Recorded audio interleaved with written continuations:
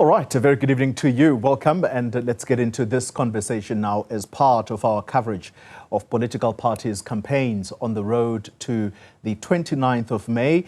The elections, we'll be talking to the leaders of the top three political parties in Parliament, and we're going to kick off these conversations with a discussion about the third largest party in the country, and this is the Economic Freedom Fighters, and we're going to engage on its ambitions, the manifesto, particularly centered around the issue of land, jobs, and load shedding. So let's kick things off with the EFF Deputy President, Floyd Shivambu, who's in studio with me. Good evening, Mr. Shivambu. No, good evening, Kole, and good evening to viewers of Newzroom Afrika.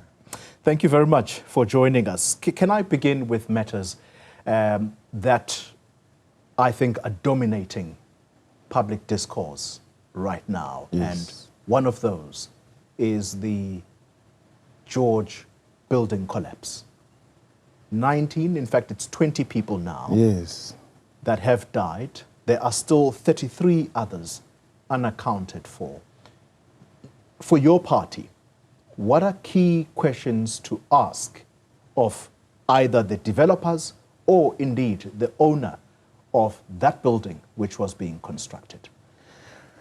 I think that the manner in which the issue of the George buildings collapse must be looked into holistically. Of course, the developer must be held accountable fully, but also the regulatory authorities that are supposed to approve certain projects of that nature should be held accountable, as well as to what was the approval process and what was the inspection process that was followed, even by the George municipality, as to just what got to happen. And everyone else must be held accountable. And also it must be a clarion call to all the local authorities and regulators that they must pay detailed attention to mega infrastructure or building projects, such that we avoid accidents of that nature, because to just lose 20 lives that easily should never be an easy thing to happen in South Africa. It must be something that must be avoided at all costs. Yeah. So the authorities must also be looked into as to what was the approval process,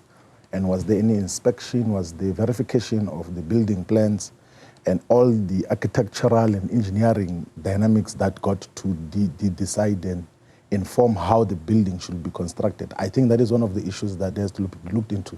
And of course, as the EFF, we send our deepest condolences to those that got to lose their lives in an otherwise avoidable situation in terms of what got to happen.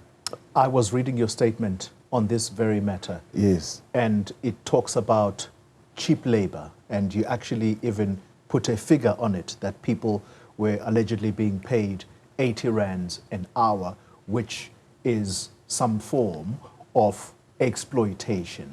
What do you make of that? And in particular, reading the newspaper today, I was reading that there is even a call for people who can speak certain languages that are spoken in Malawi, Mozambique, and Shona in Zimbabwe. And that tells you about possibly the large number of foreign nationals who would have been employed in that project. Yeah, look, one of the things which, by the way, we have raised in the EFF, even if you look into the founding manifesto of the EFF, which was adopted in 2013, we highlight the fact that we need to have legislative framework that protects everyone else who is in South Africa, whether they are here lawfully or unlawfully, because the capitalists, and mostly in the construction sector, they take advantage of the immigrants and then they employ them for almost nothing. It actually started in the farms,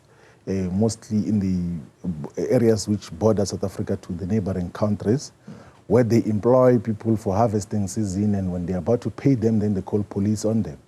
And that is one of the situations that we deal with, that we cannot treat immigrants in a subhuman way.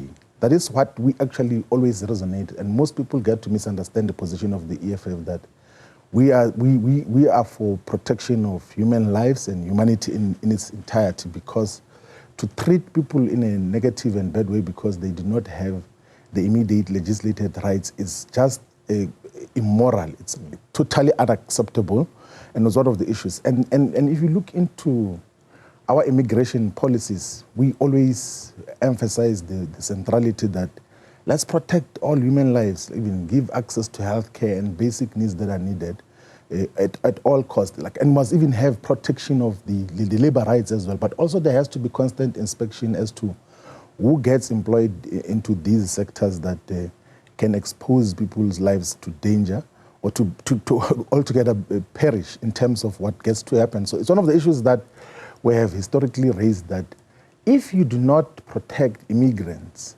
the capitalists will continue to super exploit them on the verge that a government or whoever is authority will just leave them to super exploitation without any consequences because they do not have certain papers at that particular moment. It's one of the issues that we have dealt with substantially before. Yeah.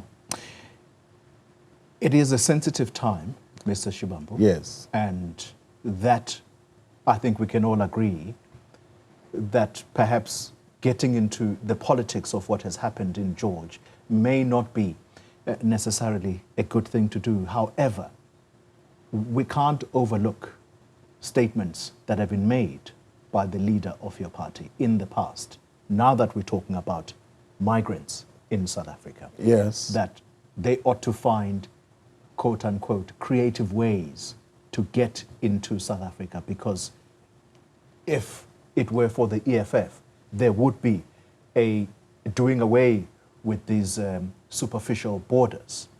So how do you marry that, what you're saying is the super exploitation of migrants versus those kinds of statements? No, the EFF, by the way, has never advocated for illegal immigration into South Africa. We are of the view that everyone else must be documented, but by the fact that there are people who are here, we cannot then mistreat them because they've come in illegally. And the context of what the President and Commander-in-Chief said was during the COVID lockdown period, where there was a total shutdown for everyone else who had to come back, even those who needed to come back for their employment, whether they are legal or illegal and everything else there. And then government, during that period of the COVID lockdowns, had said that we're not going to allow anyone in or out and everything else there. And then there was then the call that, but these people, they need their jobs for basic livelihoods and sustainability. And then they said that these people must be allowed to come back to do their work in different sectors as is required. That is the context of what got to happen. It is not to encourage illegal immigration. We have never encouraged illegal immigration as the EFF. What we say categorically clear, and we're not even fearful of any contradiction in that regard, is that we cannot mistreat immigrants in our country, particularly from the African continent, because it looks like the pattern is to just mistreat and to altogether look in a different way on mostly African immigrants into South Africa, because there's so many people from different parts of the world in South Africa, but it's only African immigrants who are exposed to xenophobic, hateful, Afrophobic nonsense that we can never associate with as the EFF. Yeah. I'd like to move on from that subject then. Yes.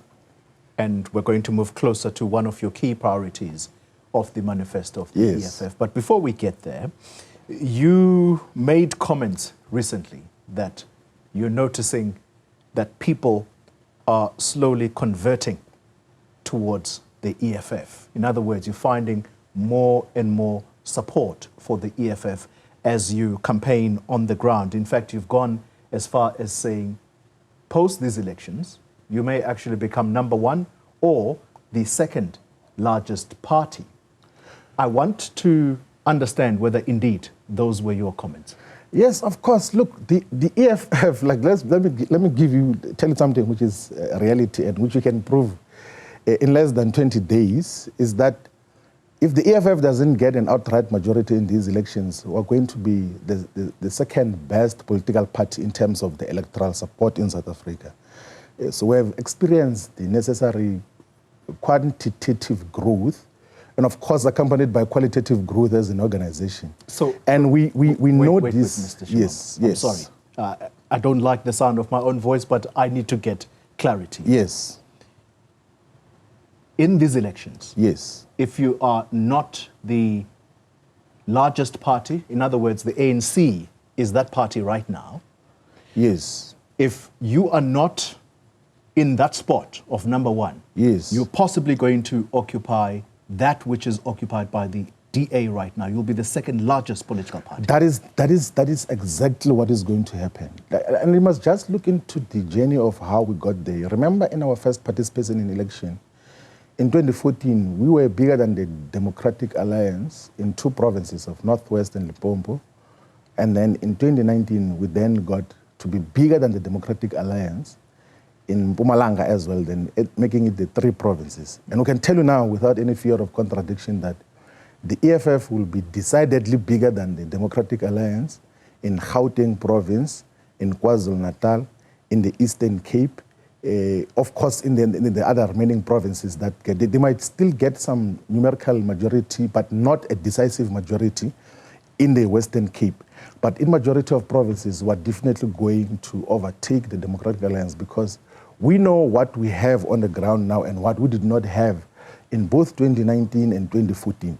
So now we've got proper solid structures in all the 23,000 voting districts of South Africa were properly represented. And we know that for you to secure an electoral majority, you need to be present in all corners of South Africa. And the EFF is properly and ably represented in all corners of South Africa. So one thing which you must know is that the EFF will either be number 1 or number 2 in South Africa. That is a reality which you are looking forward to. So I just want to remind you then, it's not the 2014 election I'm going to use, nor is it the 2019. Yes. Those were general elections, which is what we are going to now. Yes. 2021 local Yes. elections. I don't know if you still remember how the EFF said at that time that it was and would take over some of the municipalities in South Africa. And this would not be through a coalition. This was going to be an outright win. That did not happen. So I'm wondering, So I sitting think, here, yeah, how realistic your predictions are this time around versus what we heard and saw subsequently post the 2021 election. So you see, the other measure to gauge the EFF's success in 2021, one is the fact that in 2016, when we participated in our first local government elections, we had 750 councillors across South Africa. We now have got 1,200 councillors and represented in 95% of municipalities. You cannot finish both hands counting the municipalities which were not represented in South Africa of all the 257 municipalities in South Africa. You can count 2 in KwaZulu-Natal and 2 in the Eastern Cape and about 6 or 7 in the Western Cape. But in the rest of the municipalities, the EFF is firmly represented to demonstrate that we are solidly the only organization of the 3 national organizations which are represented in all provinces that has been showing consistent and dependable systemic growth. And that growth is not being arrested. And by the way, remember that we are still building the organization to have depth and proper representation in all the voting districts. And it's one of the issues that we must have to commend the ground forces of the economic freedom fighters on that. In less than 10 years, we have got to achieve a national status because it's only 3 political organizations in South Africa that are represented in all the provinces and are represented in even more than 80% of municipalities. So the EFF is, of course, a force to be reckoned with and will demonstrate that much more firmly on the 29th of May when a substantial majority of our people vote for the economic freedom fighters. Yeah, we're fast running out of time. I've got so much to ask you, but I need to put this question to you because you are the second in command in the EFF and your deployment is in the Eastern Cape province. Yes, currently, yeah. Indeed. Is that where you are predicting this large growth that people are going to see come May 29th? Is that part and parcel of where your growth is going to come from? No, look, we're going to have proportionally well represented growth in all the provinces. But I don't see any province of the EFF declining in terms of the number of votes that were received in 2019. If anything, I don't see any province in terms of the work that we've recorded thus far, which will grow by less than 100% as compared to 2019. I don't see any of the provinces that, because if you can just observe, like, remember we organize ourselves at VD level. So if you can have an organization that has got volunteers in all the 23,000 voting districts of South Africa, then you must know that that is an organization that is serious about electoral work and elections work. Yeah. Not even the current official opposition is represented in all the VDs.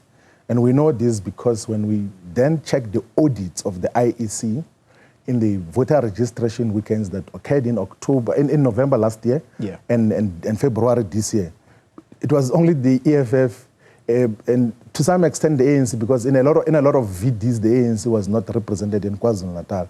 But the EFF has demonstrated that it is the only organization that is serious about electoral work and has spread its wings and clutch into all parts of South Africa. And that will be demonstrated when millions of our people come to vote for the Economic Freedom Fighters again on the 29th of May. I can't not talk about KZN. Yes. It is one of the key battlegrounds, and you were initially deployed to that province. Yes. Before your subsequent move to the Eastern Cape. The introduction of the MK Party.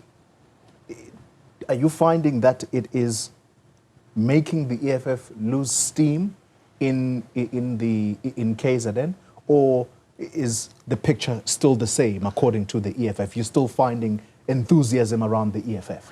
Look, do you know, I can tell you this without, do you know, by the time MK Party was announced publicly, the EFF had already put in place the voting district elections task forces in all the 4,971 VDs of KwaZulu-Natal, where you have got volunteers, 20 volunteers in each and every VD.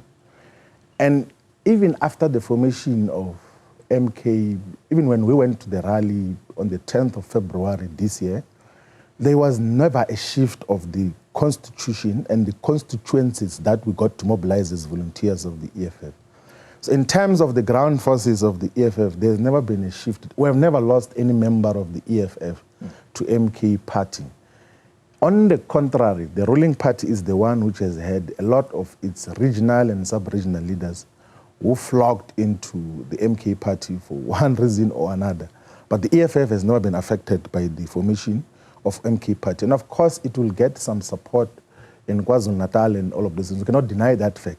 But it doesn't affect the consistent growth of the Economic Freedom Fighters. Remember that in 2019, we got 350,000 votes in KwaZulu-Natal. And we are sure that if we have underachieved, it would have been when we have failed to increase that by at least a minimum of 100% as compared to 2019. So we're not affected at all by MK Party, and I don't think it will displace us. And the other simple issue, by the way, which is scientifically proven, is that we appeal to a different constituency. We appeal to mostly younger voters, like all the statistical and polling illustrations have demonstrated the simple fact that a majority of young people, they say that this is our organization as a generation, which is going to carry us into the future. So I don't see young people associating with organizations that are led by 80-year-olds, or organizations which are putting people who are above the age of 80 to campaign for them, telling lies and all of those other things there, as is happening now with the dying liberation movement, former liberation movement, the ANC, where they put octogenarians to be the ones who are campaigning for them and say, no, vote for us because we represent the future. We're going to continue with the uselessness that has defined the past 8 years. So it's one of those things that, and young people are not fools, by the way. Young people are much more alert. The youth is far much more alert that they can't be misled by these old people who have been lying to them for many years, and they want to try to stratify the failures of the ANC in the past 30 years and say, no, it was not us, it was Zuma and everything else. It's one of those things that we have to then deal with differently. So the EFF is not at all frightened by organizations which do not represent the future. By the way, all these parties and their leaders don't represent the future in terms of the ideas, in terms of vision. Even biologically, they don't represent any future. Because majority of these people who are making commitments to young people now will not be there in the next 20 years. Part of the Ourselves will still be at the center of the agenda of economic emancipation here in South Africa and in the entire African continent. Part of the reason I'm amused is that you're the same people who will say in Parliament, don't be ageist here. We are all equals. Now you're not afraid to use age as a factor. But but I think, look, the reality is that the issue is that when all of us were adults now, but I think globally there's an acceptance that there's a certain age category that must at least rest from working or participating in society. That is why there's retirement ages all over the world, which is 65 years old. I've never seen a 70-year-old retirement age. But you have got 70-year-olds and 80-year-olds who are saying that they want to lead the country. And leading a country is not an easy task, by the way. It's a very complex phenomenon that requires focus and attention to details as to just what must happen in all spheres of society and also even a proper appreciation of the changing dynamics of the global economy. I don't think that any of these people who are raising their hand to want to lead South Africa, they possess that dynamism to could lead South Africa into the future, into prosperity. So we have to conscientize all young people that these people are just trying to defend their failed legacies. Like Thabo Mbeki. Thabo Mbeki has been going up and down and everything else. And even if you listen to his messages, he says, no, the 30 years are broken into two. It was the Zuma time and my time, everything else was perfect, which is not true. It's absolute, it's absolute nonsense, which has been happening. Yeah, I can't. Otherwise, we're going to be derailed. Talk personalities, but you, I'm told, you are very interested in the content of the manifesto of the EFF. So, I want us to listen for a moment to perspectives on the ground. We've gone around asking people's opinions about what they think of the EFF. Would they vote for the EFF? What do they think the EFF government would represent if indeed it is ultimately elected? So let's take a listen to what some people had to say. Well, thank you. I think more than anything, it's young people not being able to trust anyone at this point. We don't know exactly who to vote for. We don't know exactly who to even vouch for because these people have been promising things that are not even happening. Nah, I don't believe it. Because politicians have a tendency of telling us things, right? They won't even do them, so I don't really believe it. No, I actually believe in EFF. In their manifesto, it's good because it's what we are. It's what represents us, African. So I think EFF must be given a chance. I definitely would support land disbursement because it's too late in the night. It should have happened years ago. And jobs, obviously. I mean, our country is where it is because we don't have employment. It doesn't necessarily mean to say that I would vote for the EFF. All right. While Mr. Shivambu digests what he's just heard, we're going to take a short break. And when we return, we get into the land question. It is an apex priority of this party. We're going to get into that in a moment. You're watching News at Prime, and if you're just joining us, we're in conversation with the EFF Deputy President, Floyd Shivambu, discussing the party's electoral prospects, particularly based on their manifesto promises. And so let's get into the question of land, because, Mr. Shivambu, the last person in those voices from the ground was that, indeed, they do support the question of land, and it's taken too long, frankly, for her. However, she's just not sure that the EFF is the party to carry through this particular matter. How do you respond to what you've heard to the people? No, look, I think we must have to understand the land question from a different and a much more clearer context, that it's one of the historical questions which could not be resolved by the post-1994 government. So when 1994 elections happened on the 27th of April, 30 years ago, the 1994, there were basically 4 tasks that it had to then deal with. One, of course, was to attain the political freedom or the political rights for black people, which was denied for centuries. 2 was to then start the process of economic transformation, whose at the center is the land question. And then 3 was to then reverse the racism, the social manifestation of apartheid. And 4 was to then reverse the spatial inequalities that was defined apartheid as well, in terms of what got to happen.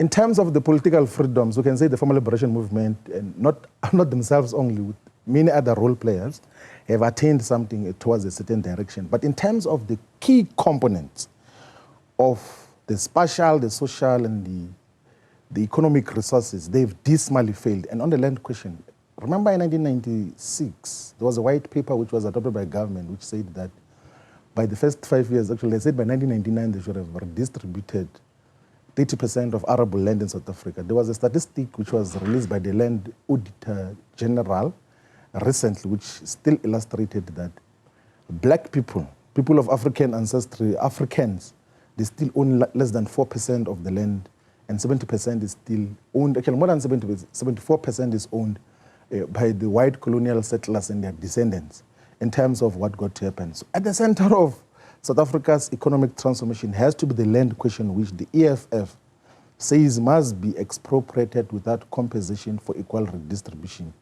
We are saying let us do to land what was done to all the water resources, to all the minerals and petroleum resources in South Africa. So you know that since the enactment of the Minerals and Petroleum Resources Development Act in 2002, which came into effect in 2004, all the minerals and petroleum resources are under the custodianship of the state. Then we're saying that we should take that road into the land question, because it is the only solid and sound basis upon which we can give land to everyone else in an equitable and demographically representative way. And that approach of the state being a custodian of the land is not an anomaly in the global economy. The biggest attractor of foreign direct investment or any form of investments in the world now is the People's Republic of China.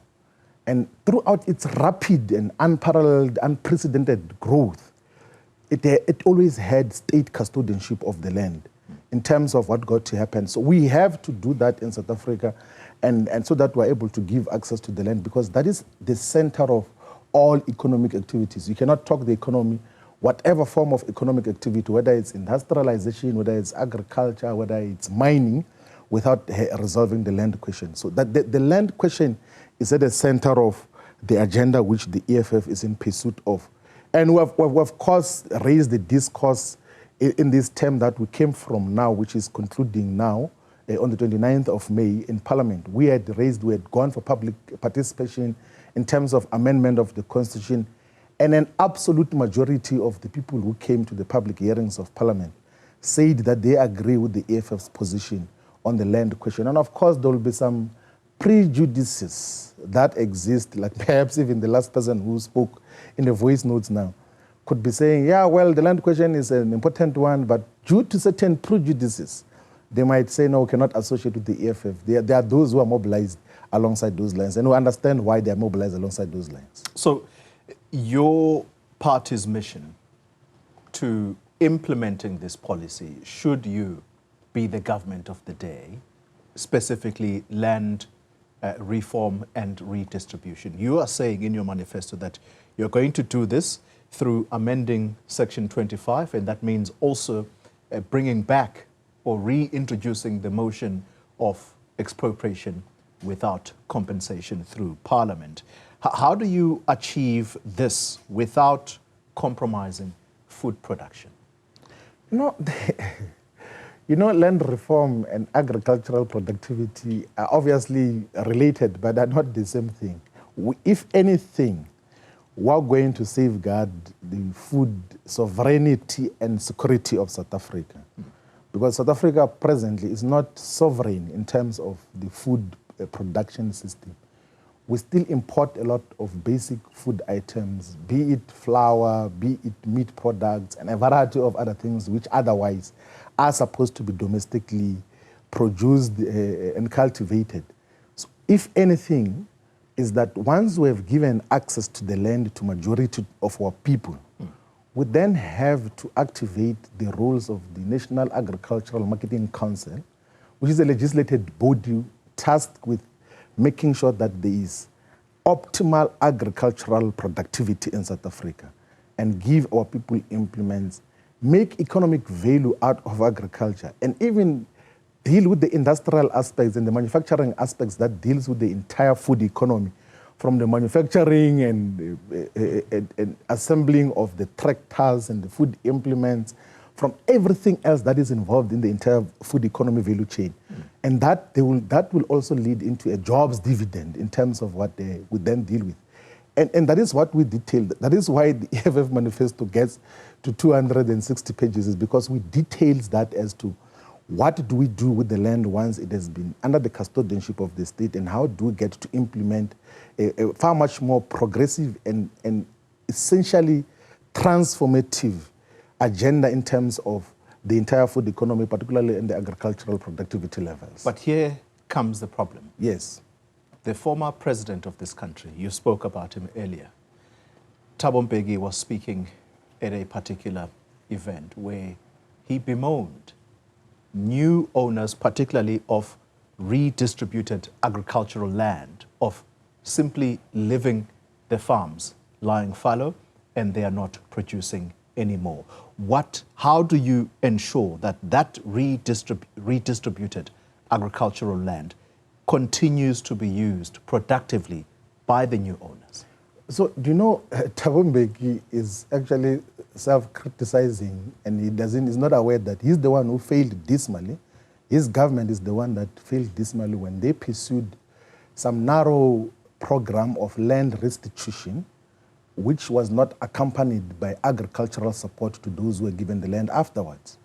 So they were just going to Malamala, for instance, in Bushbuck Ridge in Mpumalanga, and say, you have got this land, you will see to finish what you do with it. And these are people who do not have any economic resources, they do not have the skills, they do not have access to the market.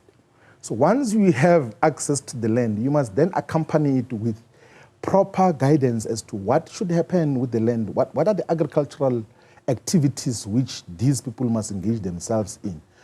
Of course, we'll never celebrate apartheid and everything else, but they had their marketing councils which got to aggregate agricultural products, whether it's poultry, whether it's meat products, whether it's maize meal, whether it's wine production. Majority of the cooperatives that were supported by the apartheid government got to even have some degree of global competitiveness.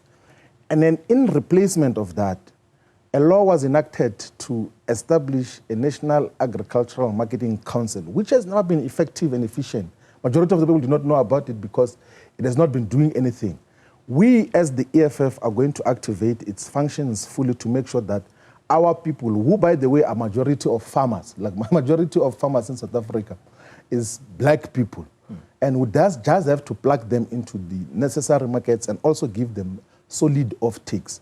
So if you look, for instance, into what we say should happen to those who are involved in stock farming, we say that let's build abattoirs in all local municipalities, such that those who had cattle or get to breed cattle, they know that instead of selling one live cattle for 10,000 rand, once you put it into agro-processing, like slaughtering and cutting it into different pieces, you can actually gain economic value from every piece of that cow that we have put into a process. But there is no such a support that is being given now to small-scale farmers. And the EFF is going to change that and will utilize as well the state's off-take and buying capacity to support small-scale agriculture, because the state is the single biggest buyer of all food products in South Africa. And we're going to utilize that capacity to make sure that our people are participating meaningfully and profitably and sustainably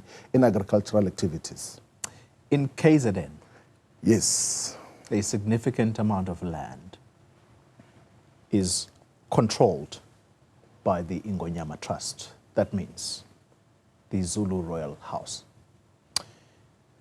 What should the role of traditional leaders be in land redistribution and administration?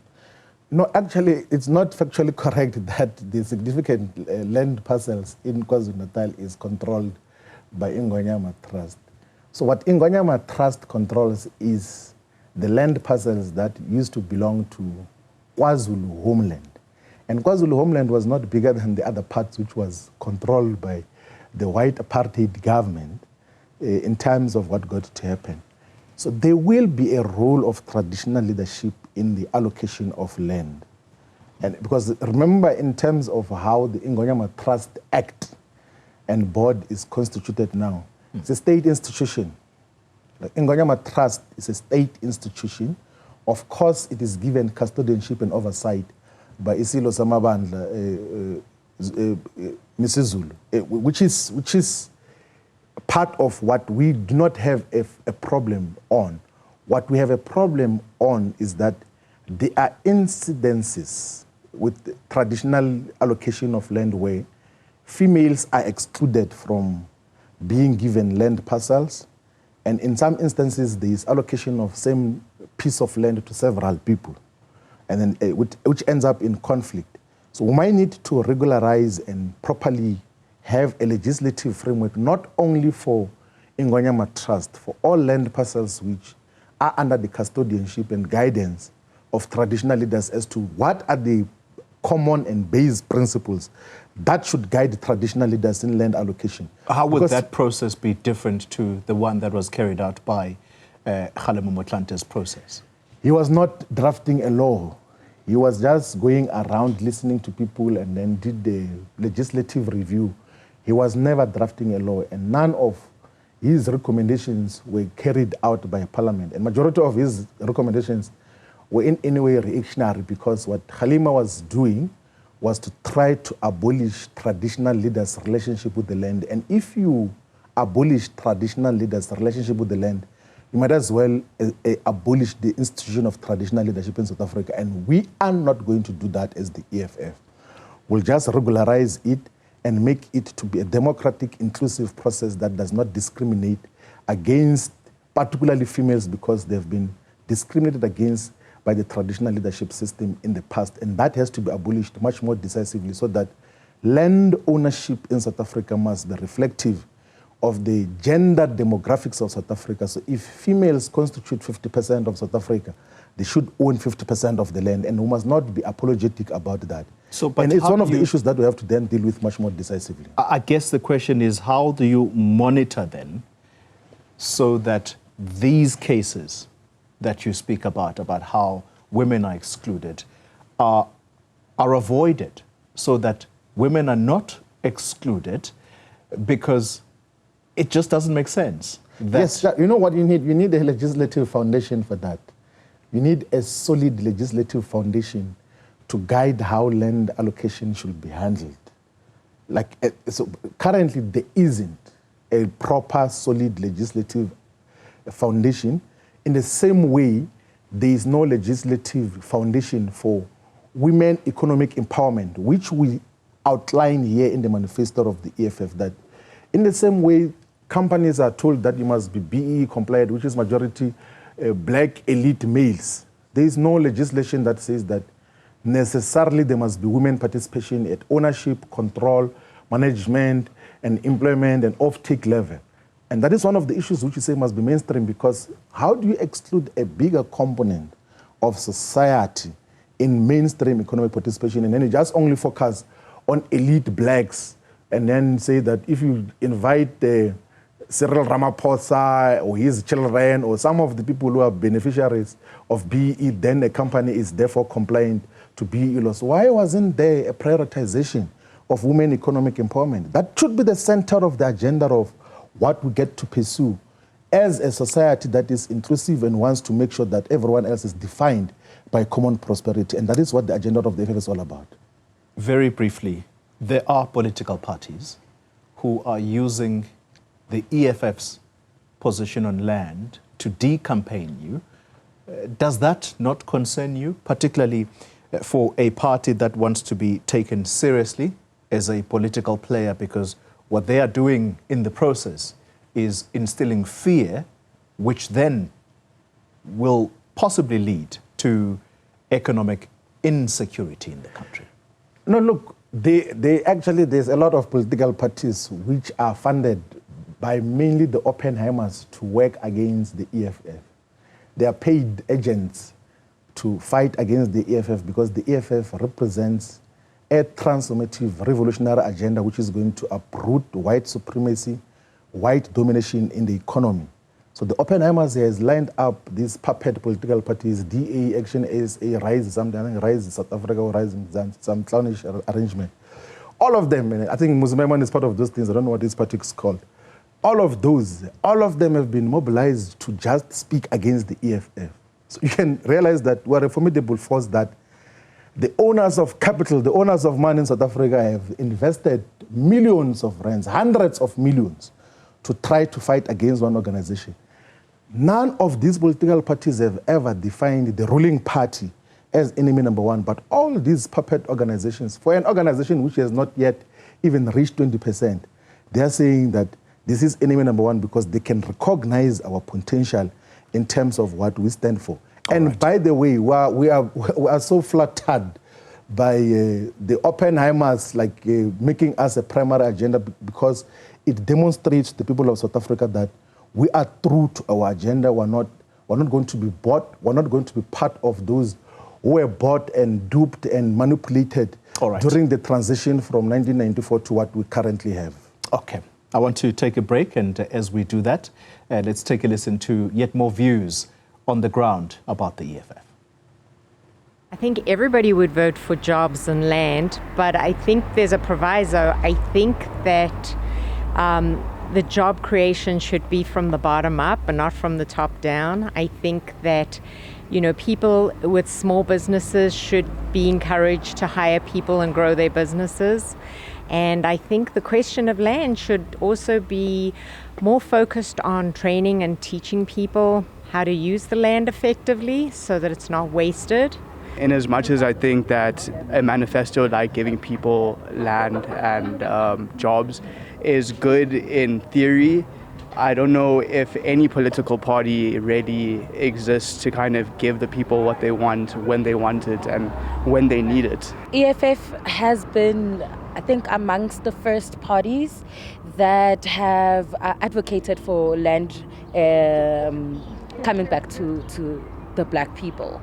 So I definitely believe in it. In fact, I think I am going to be voting for it because we are in the heart of varsities, basically, but a lot of the graduates here do not have jobs. If you're just joining us, we are in the tail end, or at the tail end, of our conversation with the EFF Deputy President, Floyd Shivambu. Let's continue the conversation, Mr. Shivambu, and talk about jobs. Yes. When I looked at all of the subcategories of how the state that will be driven by the EFF will create jobs in the different sectors, as you've mentioned, it reached a total of just over 6 million sustainable jobs that the EFF is promising. Question is there a definitive timeline to achieving these jobs? Because you talk about a short to medium term. Yeah, look, we are actually aiming for full employment as the economic freedom fighters. We think that the buying power of ordinary South Africans and the buying power of the state is enough basis and foundation to build massive industries and manufacturing sector that can absorb almost everyone else who is unemployed currently, if not everyone. Because in the manner in which South Africa's economy is structured now is that we import virtually everything. We're not manufacturing, we don't have a substantial manufacturing sector. And there is no shortcut to job creation, by the way, except through expansion of the manufacturing industrial sector. And that is what we say must be looked into. And manufacturing of virtually everything in terms of what is required, from automobiles to basic things that we are importing currently, like because South Africa is even importing toothpicks and matchsticks and everything else. Like, you know, even the plastic products that we utilize, plastic chairs, plates, everything else there. Almost, if not all, the appliances, electronics, everything else. A substantial component of our clothing products and shoes and everything else are coming from outside of South Africa. Mr. Shivambu. And we need to utilize our collective buying power as a people, but also utilize the state's procurement capacity to drive internal industrialization to create full employment. That is our intention in terms of how we're going to deal with the job question. We have less than 10 minutes to conclude this conversation. Yes. I asked you a simple question. Is there a definitive timeline? Because yes. when you say short to medium term, it doesn't tell us much. You only get given 5 years if indeed you are going to win in these elections to run government. We are going to create within the 5 years. Remember, the manifesto of the EFF is a manifesto for between 2024 and 2029. Of course, there are long-term projects which, when we start them now and build them now, are going to trickle over the period of 2029. But in terms of jobs commitment that we have made, is within this period that we have identified. This is a manifesto for elections now, and that is what we intend to create jobs on. And by the way, you must note the difference between our manifesto and the manifestos of all these other clownish political parties, which are national, like DA and the ANC. The ANC says they're going to create 2.5 million jobs against 9 million plus, actually 10 million unemployed people. And then they say we've already started creating those jobs in Gauteng. And what are those jobs? It's those things which Pangaza is doing, of EPWP, of the CETA jobs, which do not last more than 12 months, which pay 2,500 and all of those things there. And then they pride themselves, say, hey, look at what we're doing. We're creating jobs out of the CETA arrangements and EPWP. The kind of jobs that the EFF is going to create, which is going to be driven by proper manufacturing and industrial capacity, will be permanent quality jobs with decent minimum wages and proper protection of all those who are going to be working in those areas. But also for you to create that. Yeah, that is for you to create that kind of employment. Yes. Especially driven by the state. Yes. It's going to need a lot of money. How are you going to achieve that, balancing your commitment to nationalizing key sectors of the economy, mining, banks included in there? How do you balance that with attracting investment at the same time? Because the word nationalization immediately spooks investors. Okay. One, you know, the EFF's chapter on the fiscal and monetary policy here in the manifesto is the most comprehensive and clear one in terms of just how are we going to expand the revenue of the state. But already, remember that the South African government now is expending upward of 1 trillion rands on procurement. So if we then amend the public procurement bill and insist that the state should procure a minimum of 80% of goods and services that are made in South Africa, that already will have huge economic spin-offs. All right. In a manner that is much more sustainable. So the money is there. It's just that the money is being used to pay for products that are not made in South Africa, whether it be linen that is utilized in hospitals, or food, or the cars that are used as police vans, as scholar transport for municipalities, for politicians. That money is going to Germany, is going to Japan, is going elsewhere. But we are going to drive an internal industrial expansion program, which is going to make sure that all that 1 trillion, majority of it is circulated into the South African economy, and that will grow the economy. And once the economy grows, it expands the revenue base, which will then collect revenue in order to take care of all the basic social services, including the provision of fee-free education for everyone up until higher education level. Final question. There, of course, would have been so many ways to challenge what you are saying, given the state of the economy and where it is right now. But I have to end the conversation on this final note. If indeed a coalition government is what we end up with post the elections. Your demand is that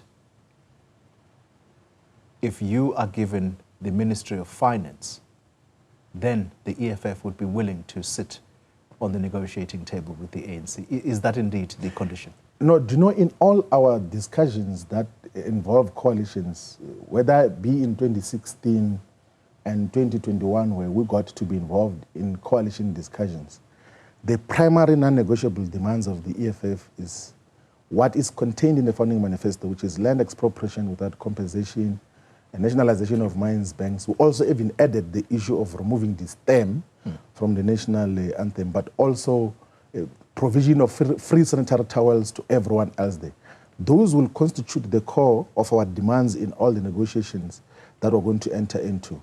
But of course, if there are mechanical issues that are going to be considered, we'll look into other issues, but we're never going to shift from the principles that define us in terms of what happens. But in as far as leading government is going to be concerned, we are going to lead government as the EFF. We're going to be government, and then the people of South Africa have given us that mandate, and we are sure that that will be confirmed and stamped on the 29th of May when majority and a substantial number of our people vote for the economic freedom fighters. Floyd Shivambu, thank you very much for your time. Thank you very much for having us. EFF Deputy President. And next Sunday, look forward to John Steenhuisen, the leader of the Democratic Alliance. Bye for now.